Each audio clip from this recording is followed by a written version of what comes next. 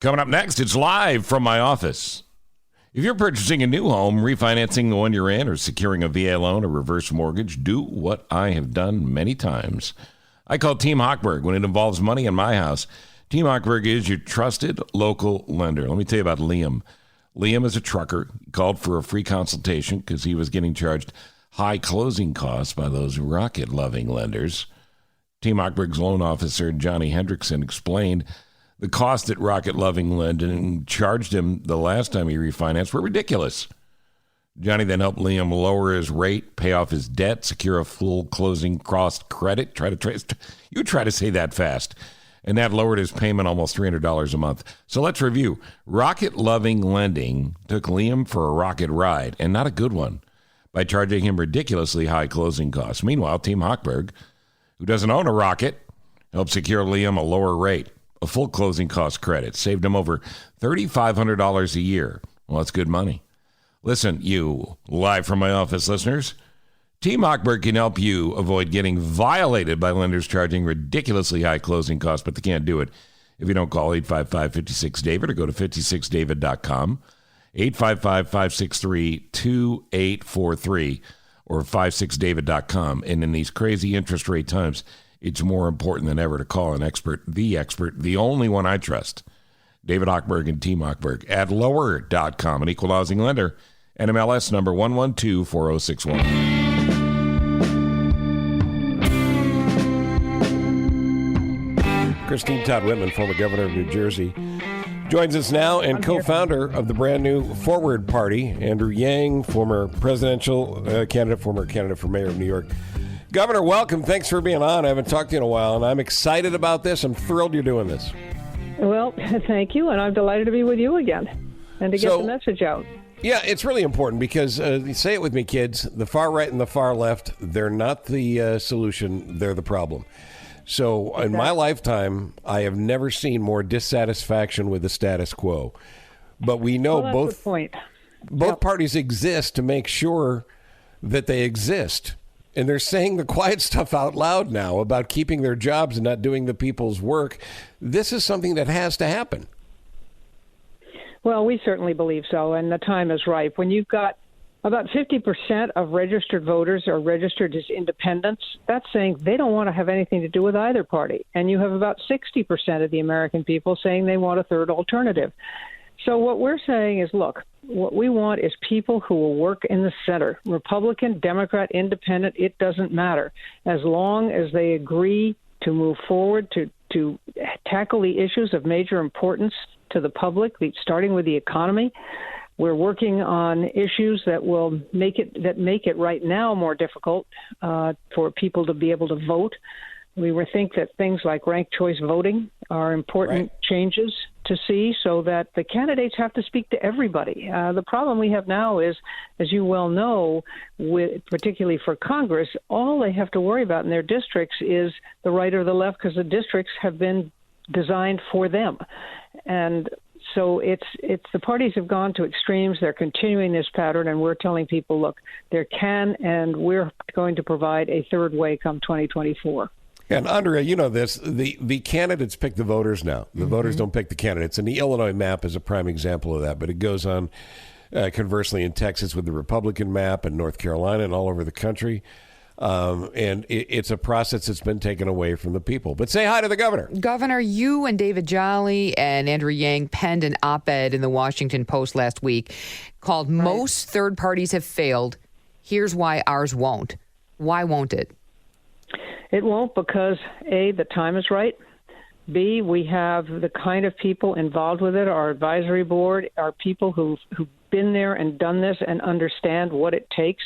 We're in it for the long haul. We know what's going to have to happen, and we understand we're going to understand even better after we do a listening tour this fall, going around the country, listening to people, saying, what are your issues? How do you want to approach them? What do you think should happen? Then next fall, we're going to have a convention and draw up a specific platform on the issues and offer that to the candidates, and they can run as Republicans, they can run as Democrats or independents, but also as members of the Forward Party. But our intention is to be on the ballot in every state by 2024. Well, let's talk about that for a second, because, as I said, the parties exist to make sure that they exist and to keep things like third-party insurgencies, if you will, from cropping up. How do you make sure you're on every ballot? Well, it takes work.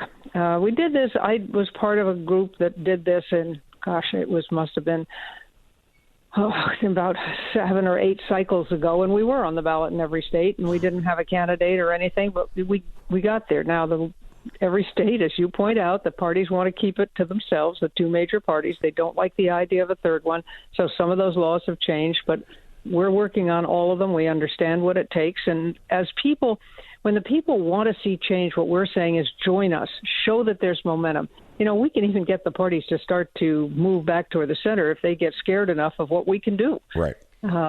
If they start to see, yes, the people really are engaged in this, and we can get on the ballot. It's going to take work and it's going to take money, but we're in a pretty good place right now to handle both those things, and we're going to continue to go at it. Talking to former New Jersey Governor Christine Todd Whitman. Andrea. Governor, you said a key word there, center. I have heard, and Steve and I have had conversations with this on the air, off the air. I've heard so many people within the past 5 years say, well, I'm fiscally right and socially left, so I am in the middle. Is that what the platform is going to really be about, or is everyone just going to have different opinions on certain things, or is it going to be, like I just said, in the center, fiscally right, socially left?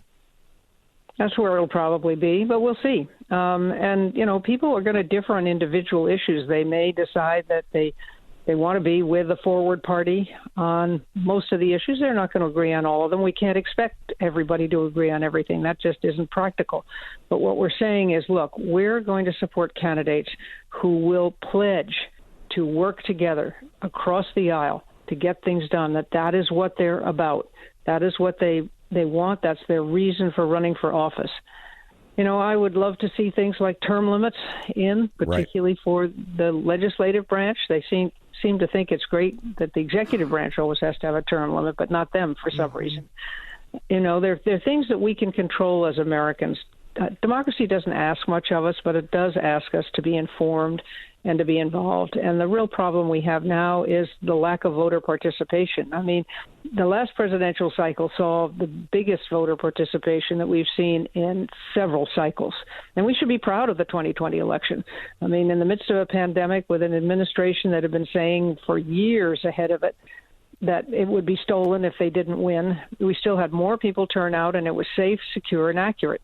So one of the things we're doing is going after right now the 3 individual organizations that have joined together are supporting candidates who are pushing back against the big lie, who are saying, no, our process is good. It's the best in the world. It was safe and secure and accurate in 2020. And that's the way it'll be in the future. We don't need all these laws that are suddenly making it more difficult for people to vote. I mean, if you look at what happened in Georgia, they just passed a law removing the drop boxes from the most used drop boxes in the last election. I mean, it wasn't that they just did away with drop boxes, and they'll tell you, well, we still have more than New York or something like that.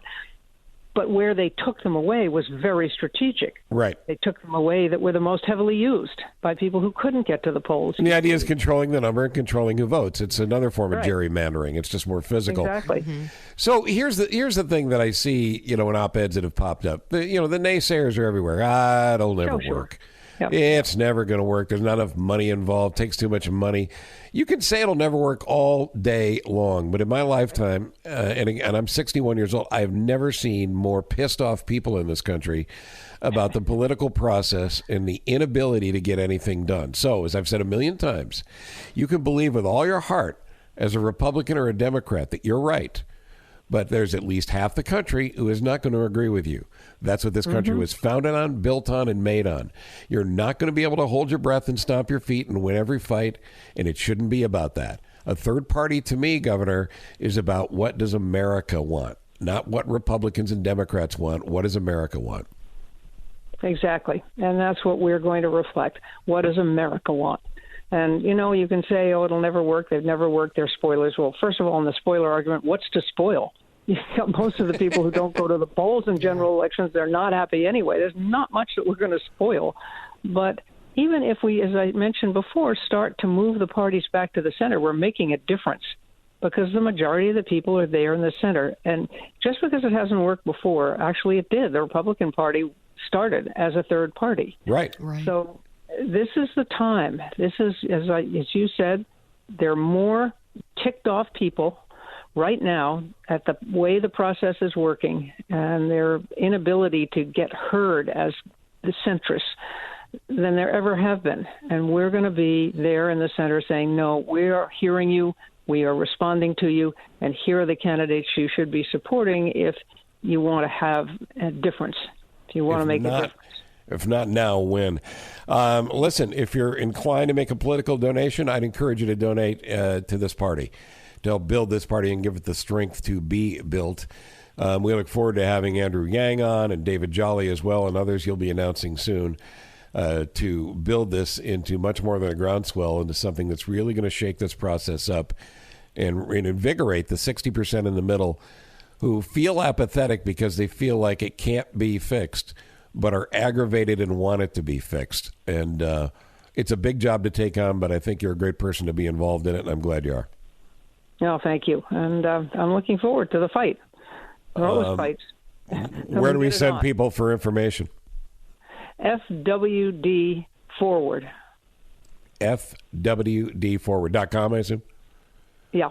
No, .org, sorry. .org. FWDforward.org. Get your information there, and we'll have... No, I'm sorry. It's FWD Together. FWDtogether.org. Well, you're not going to be on the IT team for this party. No, I know. I'm terrible. I'm not on it. Believe me, Dave. I'm just... FWDtogether.org. Go there, get your information, and Governor, please come back and update us. I will. Thank you. Right, thanks, you Governor. You got to have it, Andre. You got to have it. Well, yeah, and it's, you know what? It's another choice. It's another option. And it's a choice that's bound by their charter, as they describe it, to consider both viewpoints, not just a Democrat or Republican viewpoint. I don't understand. You know, I hear these arguments all the time. Yeah, you know what independents are? Oh, you can't pick a team. It isn't about picking teams. You know what team I'm on? Team America. Yeah.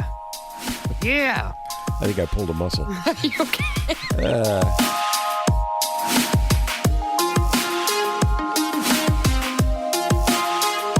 How good is Cantini Golf Course? Really, really, really good. 27 fabulous holes with every type of shot you could possibly want or imagine. One of the cool things about having so many sets of tees on what can be a difficult golf course is everybody can play it. It was really well thought out from the beginning. And over the years, the folks at Cantini and at the McCormick Foundation and obviously at Kemper Sports have done a great job in making sure the course is playable for everybody. I hope you've played it. I hope you want to come back. I know you do if you've played it once. If you played it more than once and you're a regular, well, keep booking those tee times, man. Summer's a wasting. If you've never played Cantini Golf, and I know the argument that there's so much good golf in Chicago, it's hard to get to it all, this has to be on your must-play Chicago list. Customer service first. That's what they do at Cantini. You can go to the golf shop. You can and see what I'm talking about when people actually smile when they greet you.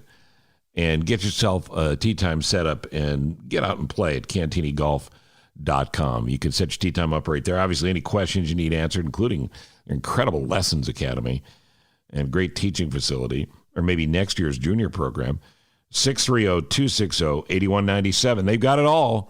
And if you're fired up about golf after watching a British Open, why wouldn't you be? Cantini Golf. Cantinigolf.com, 630-260-8197.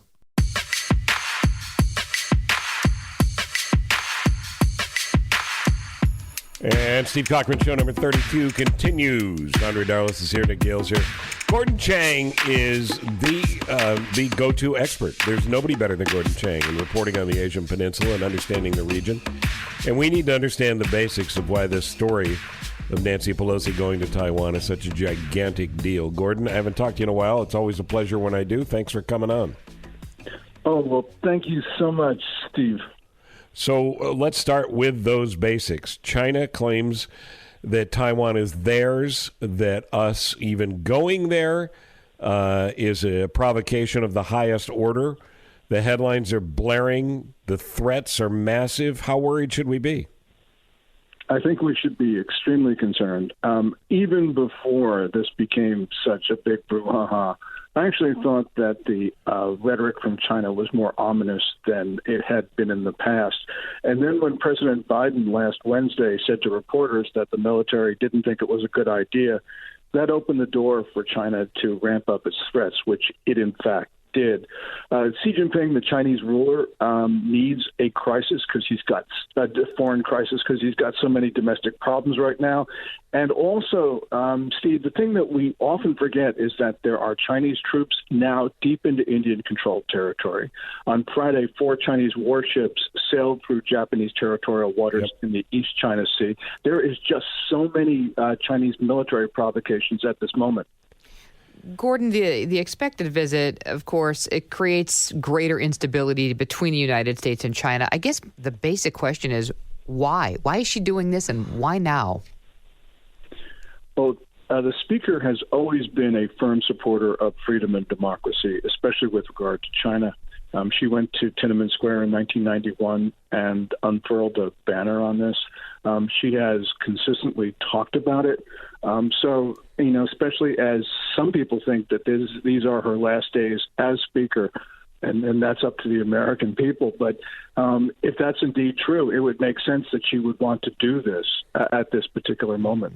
The selfishness, though, of the legacy play is one of the great problems in politics, and it's been the same over the course of history, if in fact that's a reason to do it. And the other thing that I think is kind of an education to people is the Speaker being in charge of one of the co-equal branches of government can travel anywhere she wants, even if the president doesn't want her to.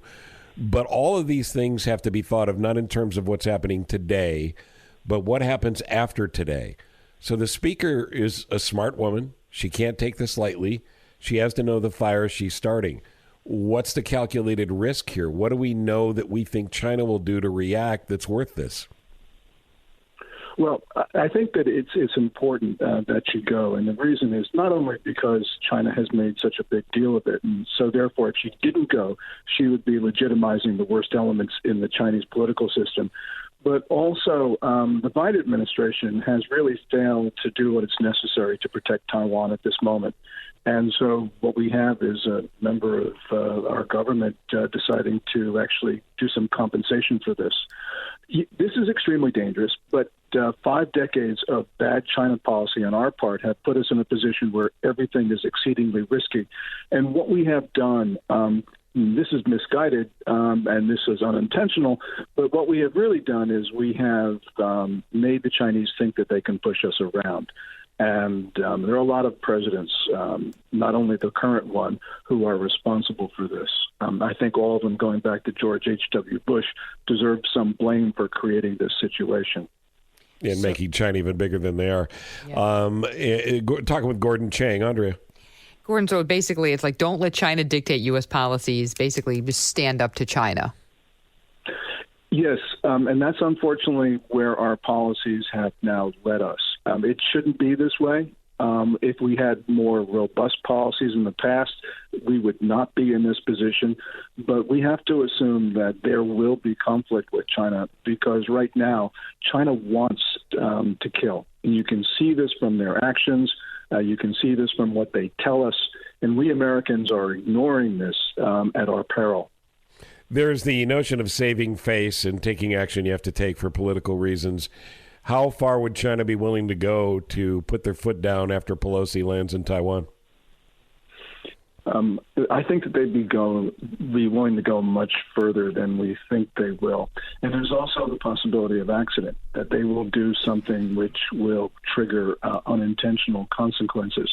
They've been doing this, for instance, and just a good example is May 26th, when they almost brought down an Australian reconnaissance plane in international airspace. So they can do something which they don't think will start war, but which in fact does. And that's what makes all of this very dangerous. I understand your well-stated reasons that Pelosi has to go now, but the risks that go with this seem like they didn't need to be started in the first place. Did this get out of hand even for her planning? This got out of hand, and part of it is because somebody leaked this trip. If this were an unannounced trip, the Chinese probably would have let it go with some minor kerfuffling, because there have been, for instance, an important Japanese delegation just a few days ago in Taiwan, and there was no mention of it at all from Beijing. Someone leaked this trip, and most people think it was somebody in the Biden administration who didn't want her to go. That then opened the door for China to start intimidating, and that's how this cycle started. So I think at some point we need to know who talked to the Financial Times about this trip, because that is where I think you can say this went off the rails. Militarily, we are prepared in ways we wouldn't normally be prepared. We have to hope for the best case scenario here. Is the best case scenario here just to get through this in a stand down where we both puff our chests out to show how strong we are? Or does China take some sort of economic actions against us with the assets they hold? They got to do something, right? They've got to do something, but they know ultimately that they need us far more than we need them. Right. But, I understand that both sides are puffing chests, but one democracy should have the right to talk to another democracy without having a totalitarian state start a war. And that's really what we're talking about here. So it is, it is unfortunate where we are, but we are where we are. This is why you're the best, Gordon Chang, and I don't say that lightly. So well done by you as always. And when people want to follow what you do, what you say, what you write, where do they go? At Twitter, at Gordon G. Chang. Thank you for doing this. We'll be nagging you again soon. I appreciate so much the opportunity, Steve and Andrea. So thank you. Thank you, Gordon. He's just the best. Oh, he's great. He's great. And again, President Biden is kind of right in the middle of this. You can't not defend your speaker, but again, you don't want to ruin what's already a contentious relationship with China. And they are going to do something. You're right. And this is why the legacy thing should piss you off as a voter. If Nancy Pelosi is sitting around thinking, we're going to lose the House, and I'm not going to be speaker anymore because I'm 80 years old or 81 or whatever she is. So therefore, I firmly believe in Taiwan. I believe in the right of this issue, and that the Taiwanese people are good people and need to be defended. She's not wrong about any of that. Mm-hmm. But I could give a you-know-what about whether or not this is something Nancy Pelosi can look back fondly on. Right. She started this fire. Yeah, and absolutely. This story should not have been leaked. It was. But she's the one that started this fire, and as this gets out of hand, that is on her. I don't know. It's just a colossal bit of stupid, which doesn't need to happen at this point, because you know what, Andrea? We got enough problems. We got so much going on. Thank you for listening to Live from My Office, a service of Monkey Run Productions. All rights reserved. The podcast is hosted by Steve Cochran, and it's mixed, edited, and produced by me, Ross Cochran. Steve is available for corporate speaking gigs. He would love to MC your event, and occasionally, he's funny. Thank you for listening. Head to CochranShow.com for more.